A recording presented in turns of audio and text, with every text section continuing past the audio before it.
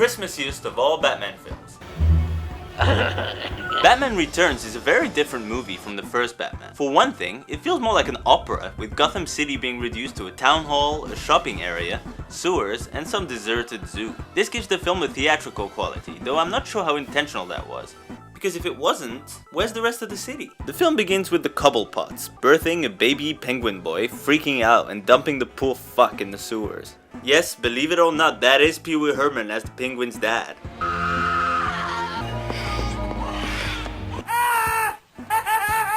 Joking aside, I love that opening sequence. The look of it, the music, the humor. I mean, baby penguin squashes a cat to death from his cage.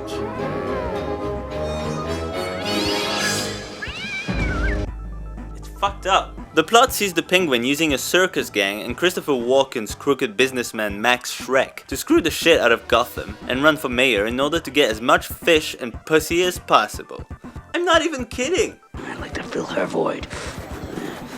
But Batman knows better than to trust someone who looks like this, and figures there's more to the big bad bird's plan than it seemed. Michael Keaton is the Bat once again, and once again does a great job. Then there's Michelle Pfeiffer as Selina Kyle, aka Catwoman. The costume is fucking genius, her attitude is appropriately rock and roll, she doesn't give a fuck, and as nuts as she is, you still get a sense that her old self is still in there somewhere.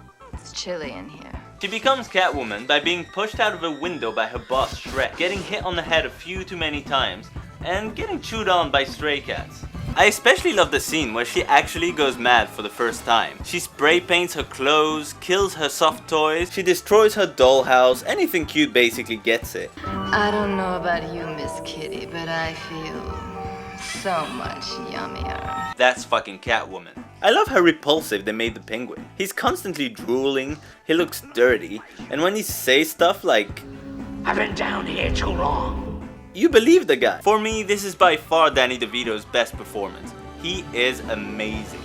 One thing I never got as a kid is the whole thing with the penguin thinking he has a shot with Catwoman. That's pretty darn funny. The film's often criticized for focusing more on the villains than it does on the Bat. But really, when you think about it, all three villains represent a different side to him. Catwoman being the crime fighter, Penguin being the loner with no parent, and Shrek being the everyday businessman Bruce Wayne needs to be. The film explores what differentiates Batman from his villains. He feels bad for the Penguin at first, empathizes with him. His parent, I hope he finds him. And he even says to Catwoman, We're the same. but she's different in that she can't really separate herself from her need for revenge and her hate for Shrek. This is why Batman Returns is still my favorite Batman film to date. Brilliant villains, smart subtext, stunning visual style. Danny Elfman's score is my favorite of his, and is really underrated in my opinion. It's really quite beautiful. The film is also funny as hell. just the pussy I've been looking for.